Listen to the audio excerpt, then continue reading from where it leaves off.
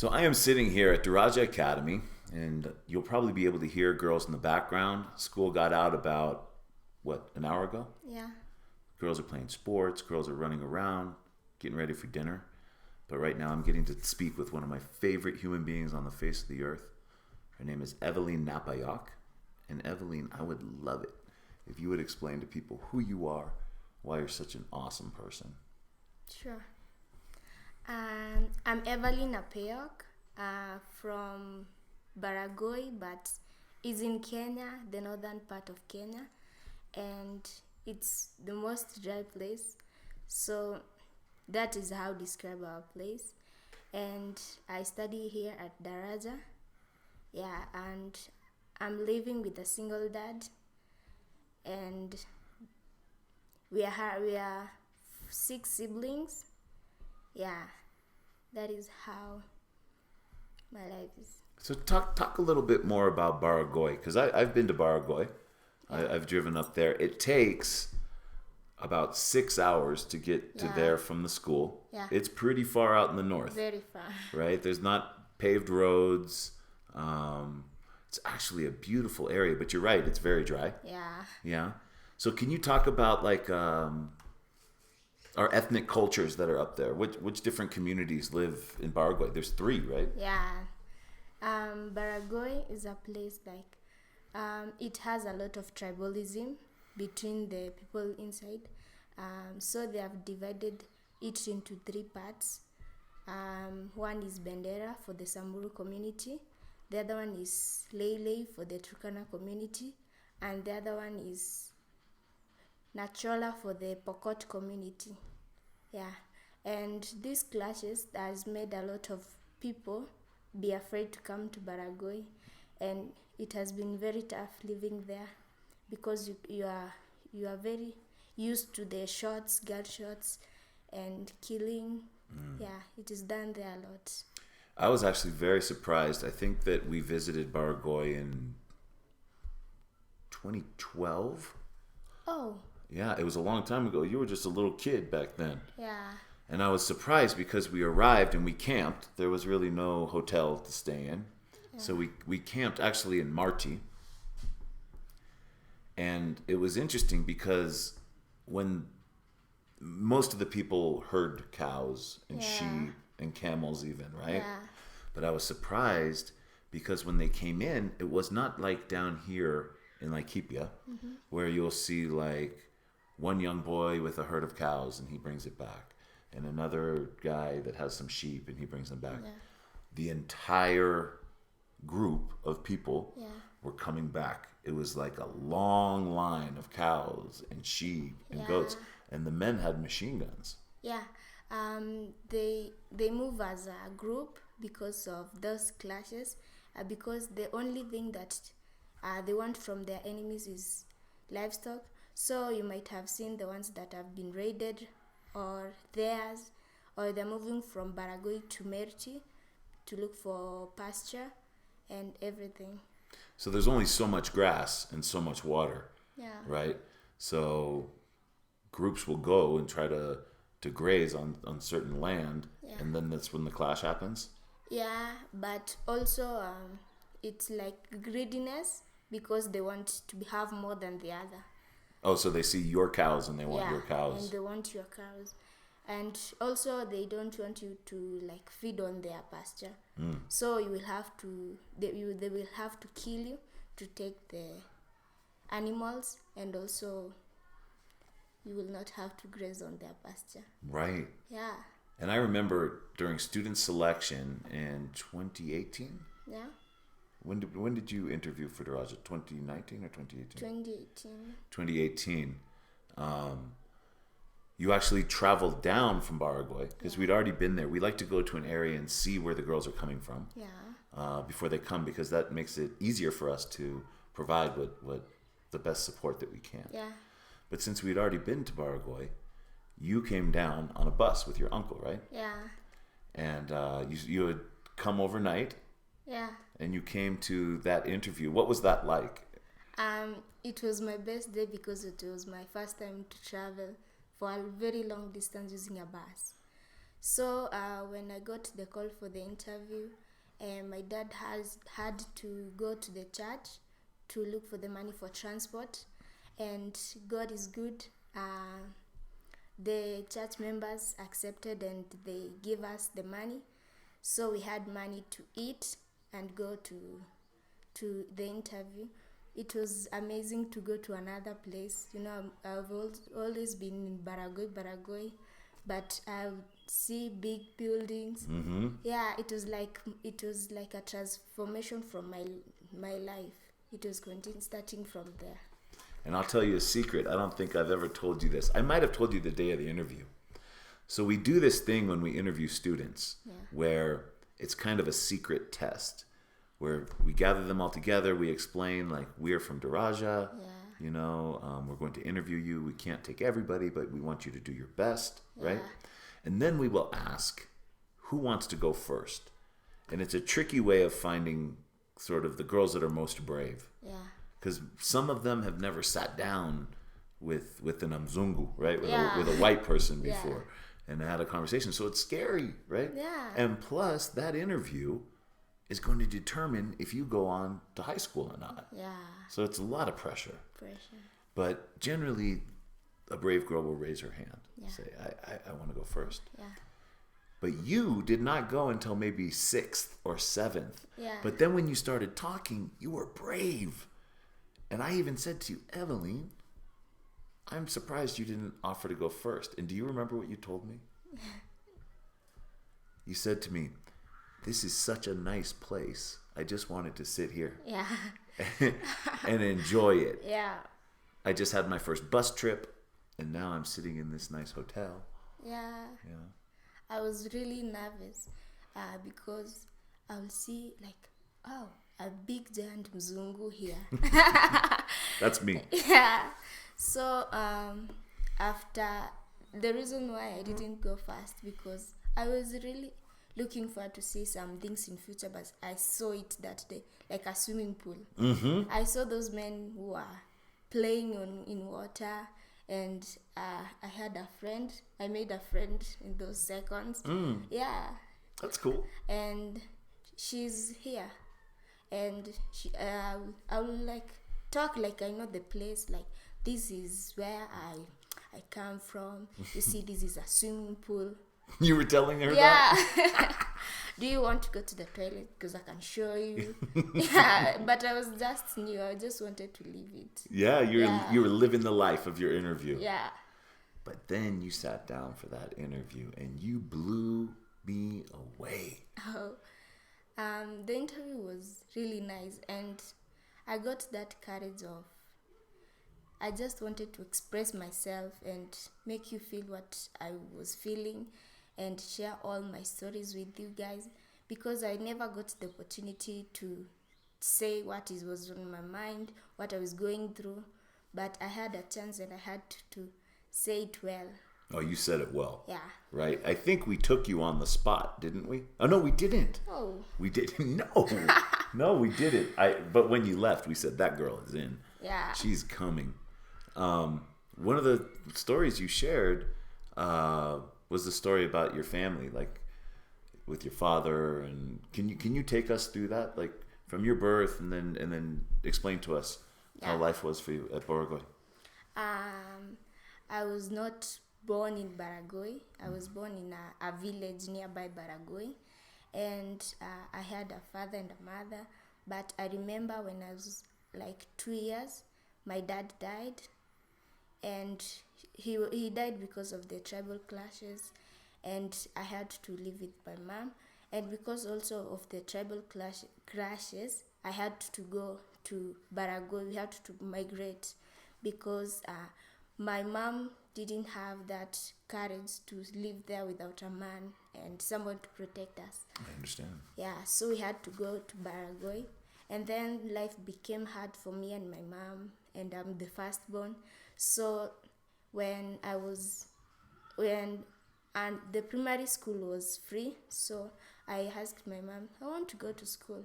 So she told me, sure, because it's free and you can get the uniform from your friends, then you can go. So I went to primary school When I was in standard 5, 12 years old, life became so hard. So my mom was arranging how to get me married. Yeah, to a man. I don't remember the man, but I was not even used to the man. Yeah, but because of economy and my mom's stress, so I had to get married. But somehow, I went to my uncle, my brother's father. So I went to him and I told him the entire thing, and I told him I don't want to get married because in our place, girls became proud when they are married early. That is how we were taught.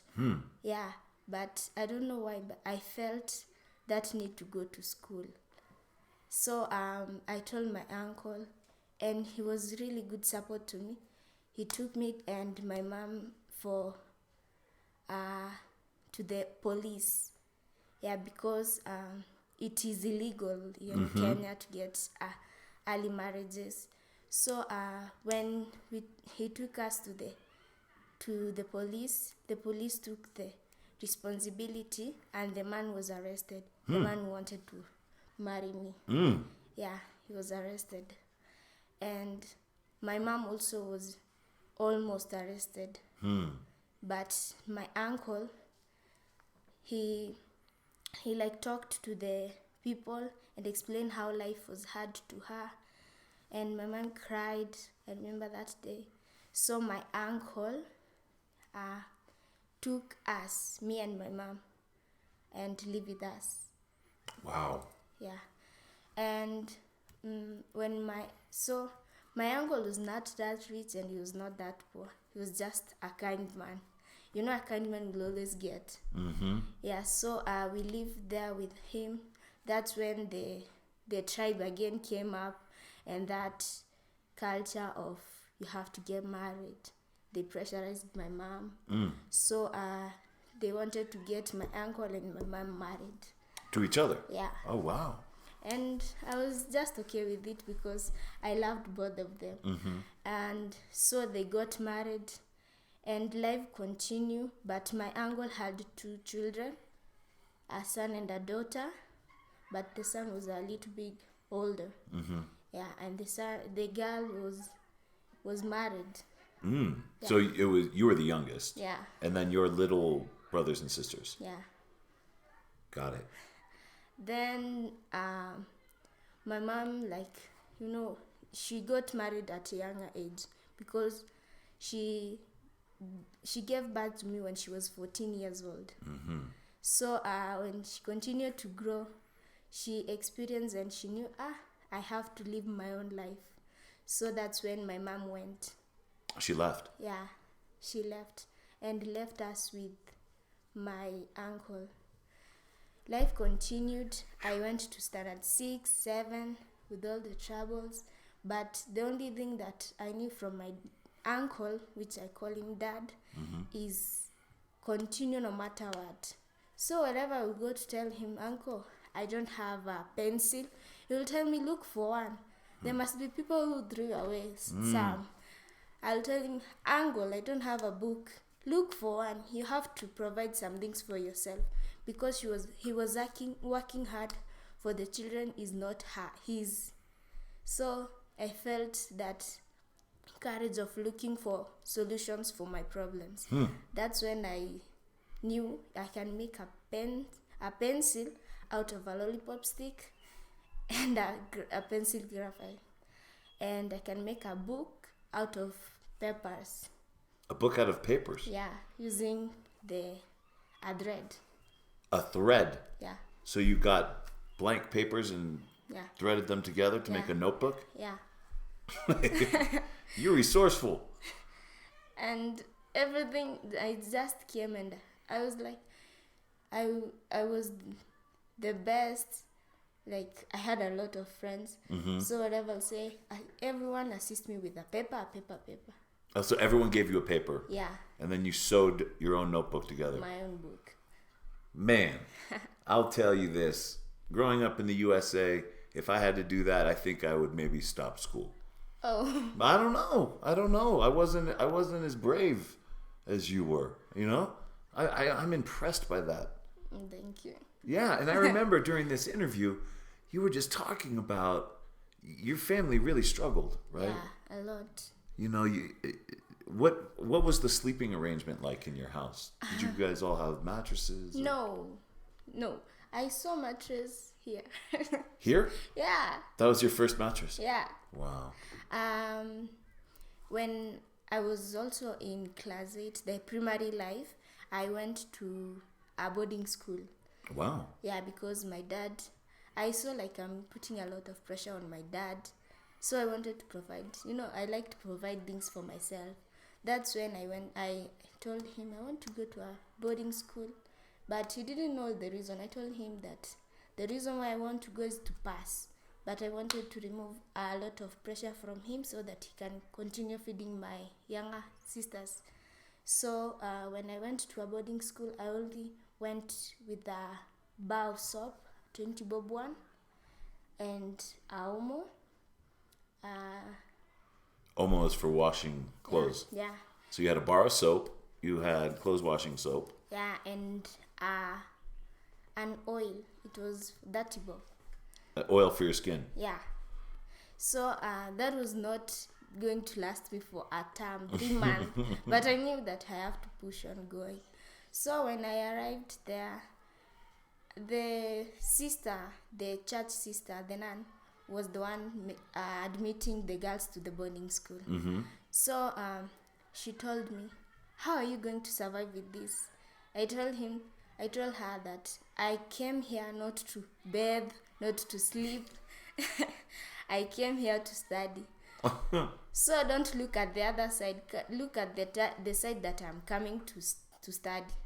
Awesome. But the nun came asking questions like, where do you live? Where's your dad? And I told her, no, don't tell anything to my dad. Just know I've come here and he knows I'm here.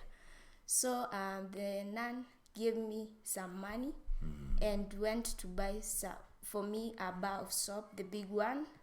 Yeah, and oil for my skin. And I was really happy. Wow. But I'm on it. How did you pay for boarding school? It was free. A free boarding school? Yeah, but you have to speak to the church. Oh, so the church gives you a scholarship? Yeah. It was free. It was just like it was then, but right now it's you need money to get into a boarding school. But then my dad would go to the pastor, the father, and explain everything, and he told us, it's okay, you can enter. So how did you do when you got there? It was a little bit struggling because out there we were told that the other community is bad. Like the Samburu community is bad. They will kill you. You don't have to sleep or stay with them. But in the boarding school I found, these people are here. How am I going to avoid them? That's how I started adapting. Like, oh, so they do the same thing as us. Oh, they are girls like me. So I had to adapt it, and the life was not that great because we had, what I liked there is because we had to eat lunch, and in our home there is no lunch, it's only supper. Oh, okay. Yeah, so I took it for lunch, but the food was not that great. It was just stable food, githeri. Sure. Yeah. We have githeri here. Yeah. So we used to eat githeri from Monday to Monday. All week. All week. For supper and for lunch. Yeah. That's a lot of githeri. And it is not like it has been cooked well. It's just there. And githeri, for everybody out there, is potatoes, Yeah. beans, and maize. Yeah. Right? Yes. You can live on it. Yeah. It has made me who I am. It has made you who you are. Yeah. I think a lot of things have made you who you are because Yeah. you're a pretty special person. So let's fast forward to Daraja. Yeah. Okay? Take me through. You get the call, and I have a recording of that call. Yeah. I can't play it right now, but It's on one of the other episodes of this where I admitted you. Oh. Yeah, it's actually a wonderful recording. The one I was screaming. You were screaming. You were so happy. You were so happy. Really happy. And then you came and you arrived. What was that like? You traveled with your uncle. Yeah. Okay, take us through that day. Walk us through it. It was on 8th. Okay. For the phone call. Oh, you remember the date? Yeah. Okay. And my uncle came and gave me the phone. So I was like, who is this? Who wants to talk to me right now? And hey, it was you. It was me. You said, I have a question. I remember I forgot to ask you. And I was like, another question. But you said that you are one of those girls who are taken to go to Daraja. And I was like, seriously? I'm going to a school. I don't even know the school. In Daraja. It's called Daraja. It's a school. What made me so happy, it was a school. And it was giving me a chance to be brighter. So I screamed. You did. I was washing our utensils outside. I know. I have a recording. You say, I'm just washing the utensils. Yeah, and I moved fast calling people. I was screaming. People were like, what is wrong? And I was like, oh my God. Yeah, I was so happy. And you told me the date that I had to come. It was on 14. And I was really happy. I was like, I went and hugged my entire family. My dad, my uncle, my sisters, and I was really happy. Even my sister, the elder sister. Yeah. Yeah. She looked for a way to celebrate the moment. So she bought for me a soda. It was really a soda? fun. Yeah. You got to celebrate with a soda? Yeah, imagine. What kind of soda? It was Coke. A Coke? Yeah. That's a good way to celebrate. Yeah. Okay, but now take us, you get to the gate. Oh. You're here on reporting day. Yeah. Were you nervous? I was a little bit nervous. And I was so excited. But I remember I didn't come with the other students, so I was alone. Yeah, so we came in and we were told to sit at the brown bench. So I was like asking my uncle, do you think those are the classes? Yes. And this one are the kitchen. Yeah. So the matron came and took us to the dining hall. Okay. And I saw a lot of girls wearing the same color of uniform, like they are different girls, and I was so surprised. And then one of them came and hugged me. I was like, hug? Really? From a stranger. Right? And she told me, I'm your mother. A mother? Right? I was asking, like, how? A mother? But I let it go. And the matron took me to where I was going to sleep. Oh, I had a bed of my own. Wow. Was that cool? Yeah. So I came down and girls were like, Unaitwa nani? What is your name? What is your name? And I was like, I'm Evelyne. And they told me, this is your mother, I'm your grandmother, this is your aunt. And so those are the family trees, right? Yeah, the family trees. The girls call it their mother, but basically the big sister is the 10th grader, right? Yeah. And the auntie is the 11th grader. Yeah. And we call the grandmothers the 12th graders. And that is our family tree. Yeah.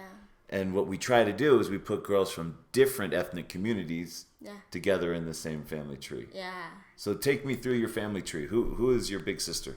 My big sister was Regina. Regina? Yeah. And so Regina is from where? Is from Baragoy. She was not your big sister. I think she says she's your big sister because you're from Baragoy. Yeah. She was. Oh, Osundwa. Osundwa. Yeah. Exactly. There you go. And she's from the western part of Kenya, right? Yeah. And then the other one is Doreen. Dorian? Yeah. And Dorian's from? Doreen's from who's from? Kakamega? No. the central part. Central Park? Yeah. Okay. So And- we're trying to create a small Kenya, right? Yeah.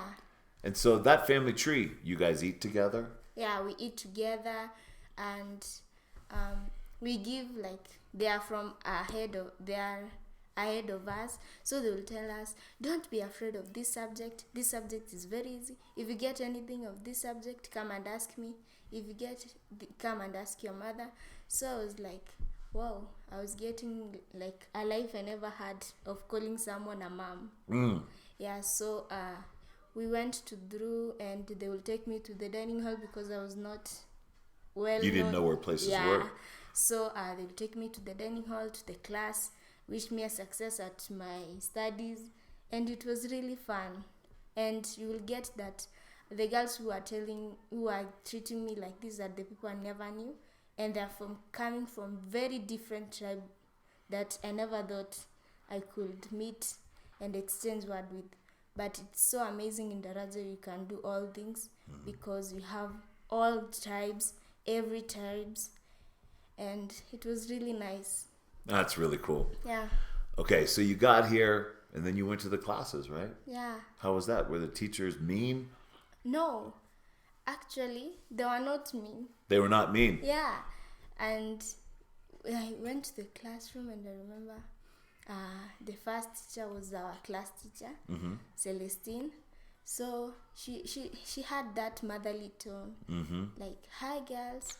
And I used to, in primary, when a teacher enters, you stand. And she told us, no, sit. It's not bad. I'm not going to hurt you. And oh, that's when I knew, oh, they are nice. They will call you and ask you, are you good with this place you're sitting? Are you good with this? And I was like, these are teachers. And they're asking me if I'm good. Yeah, I'm living on my heavens. That's in your heaven. Yeah. What is the favorite subject that you take? My favorite subject is chemistry. Yeah, because chemistry, my teacher made me love it. Mr. Wainaina. Mr. Wainaina. Yeah, we call him Mzee. Okay. Yeah. What is Mzee? Mzee is an old man. It's like sir. Yeah. Yeah, it's a polite way to say. Yes. But Wainaina's my age, so he and I must be getting very old. Oh, you're much younger. No, I'm not. Wainaina told, like, the only thing that made me love the teacher was that whenever he entered into the class, he will tell you, you are the god of your life. You are a god. So live your life as a god. Don't take anything to bring you down. Forget your past. And I was like, there's something. I'm a god. Okay, let me continue. Hey, I'm a this. So it keeps growing me and make me want to see more and more entering the class. Sure. So it made me get interested in chemistry, because he told me that what made me love it more was the way he described an atom. An atom? Yeah. Tell me. I was never very good at chemistry, so maybe you can help me. An atom, he said, it's like the universe. If you think at the bigger picture of the universe, there is a sun, and it's being rotated by several planets. The Venus, the Uranus. And if you think at the smaller picture, an atom is the smallest particle. But it is just like the sun. It has a nucleus, and it is surrounded by electrons. So I was like thinking, the electrons and the universe, they are being connected. So he said that your God has done great things and miracles that you don't know, that chemistry is going to make you know. Oh, that's cool. Yeah. Well done, Mr. Wainaina. Maybe if he was my teacher, I'd have done better.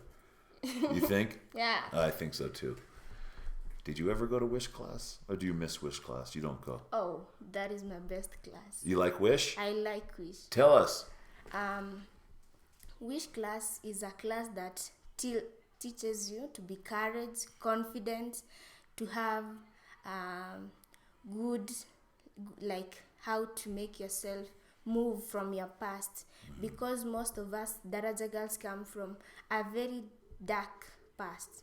So Daraja came as a light, a ray of light, but which class make it spread all over you, make a new you out of a Daraja you out of that girl, that shy girl, that I'm so sorry, that I cannot do anything. So it gave me a lot of confidence to, like, I can talk in front of people. I was not used to that. Yeah. And I could like interact with people very well. I could, like, it teaches integrity. Yeah, so integrity, whenever I was at home, you will take things from others, but I knew this is bad, and something that happens to you, something you do to others can also happen to you. It's true. So I wanted to practice integrity by not doing the right thing at the right time if nobody's seeing you or somebody's seeing you. So I was like, I could not take an over balance from a shop, and one day I practiced that. Really? Yeah. I was given money to go and buy 1 kg of maize meal, and the change was supposed to be 50 bob, but I was given 500, and I said, no, my money is 50, and the shopkeeper told me, are you serious? Yes, let's calculate. So we calculated, and she was like, what? Okay, take a soda. That is wonderful. Yeah. You did the right thing and you got a reward. Yeah. So I keep saying that. That made me continue to practice what I was taught in English class. Because I was given something, not by stealing, but take it as a gratitude. So I was thinking, like, how many people are losing their things, and how many integrity girls or women or men can be found in Kenya, and corruption will die. Corruption will die. Yeah. So another thing in wish class, the word wish is made up of women of integrity, strength, and hope. So it gave me strength to overcome troubles. There is troubles everywhere, because in Daraja you will live a good life, but not forgetting outside your community, your parents. The poverty has not yet ended. It's in school that you feel, I'm living the life, but at home you continue living the same life. So it gave us that strength to continue and to continue to overcome any challenges. Like, I will tell my dad, no, don't worry, we'll sleep without. Yeah, when I will never make him feel the guilt that you have not brought food, you're not this. So I'll tell him, no worry, we'll do this. So it gave me that courage, and also to talk back to the society, like, do this, this is good for you. I came to know a lot in Daraja, came to know tribal clashes are bad. So I went telling people, this community is good, why aren't you relating? But you see, they will ignore you, they will tell you bad things. So I had the strength to keep moving and keep going. Yeah. And wish is women of integrity, strength, and hope.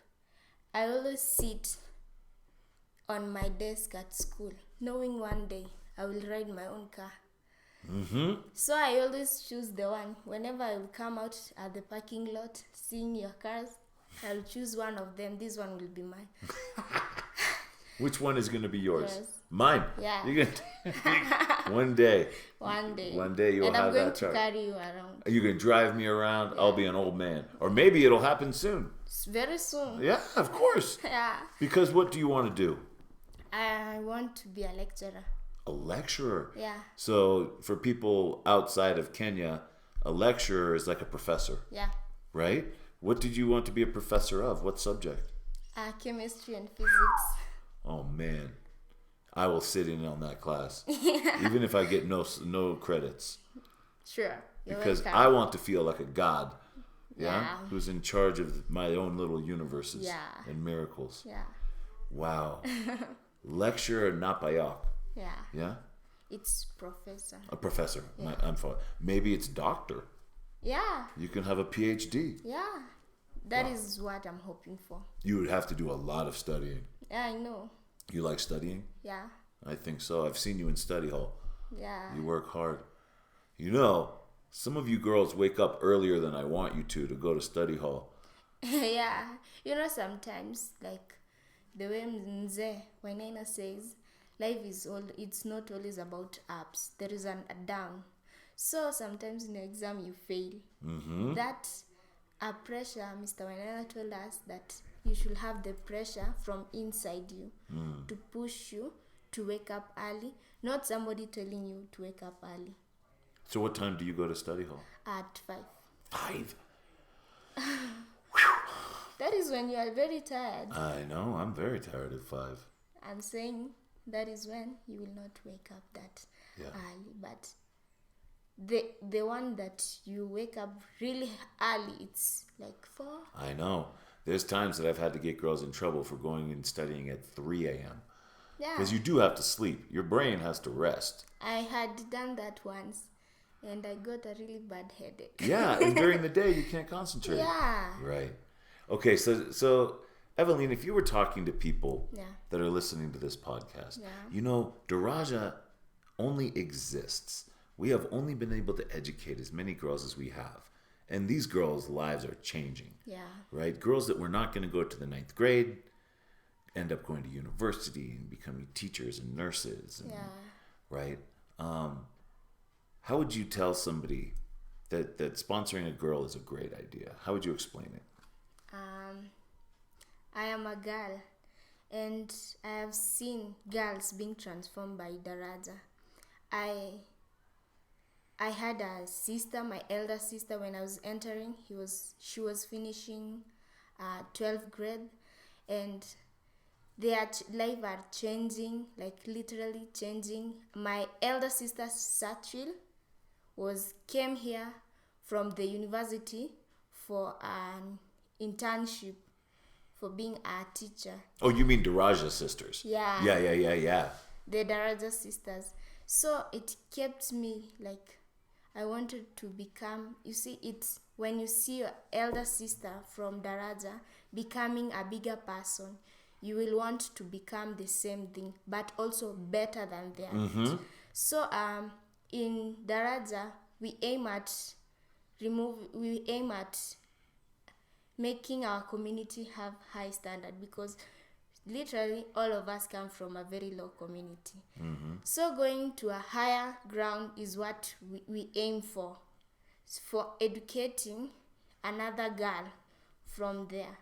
So if one girl gets educated and that girl become very powerful, that can educate two, and the two become more powerful and educate another 4. So the life will keep changing.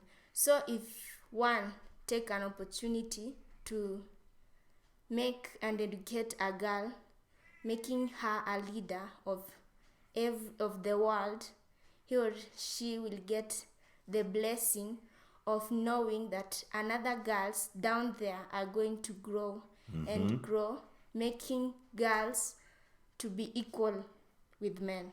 Oh yeah. Yeah. I love it when you guys square off with a guy. Yeah. They're used to girls being nervous to talk to them. Yeah. Like you look down, being shy. Yeah. But a Daraja girl look at you on the eye. The Daraja girl will look him in the eye. Yeah. You know, I had a man from the community who came to me and said, "What is going on at that school? These girls are so confident." Oh. I was talking to a girl who in the 10th grade, and I thought she was in university. She was so confident. Oh. But listen to you. You're a confident young woman. Yeah, I know. You're a superstar. That is the work of Wish class. That is the work of Wish class? Yeah. Well, let's keep going to Wish, okay? Yeah. So I want to say to you, thank you for being on Daraja Means Bridge. You have been an amazing guest, and you're an amazing student. And thank you also for supporting me and making me to be proud of who I am today and giving me this hope and this credit that I'm getting today. Really, thank you. Well, I adore you. Keep working hard. Thank you.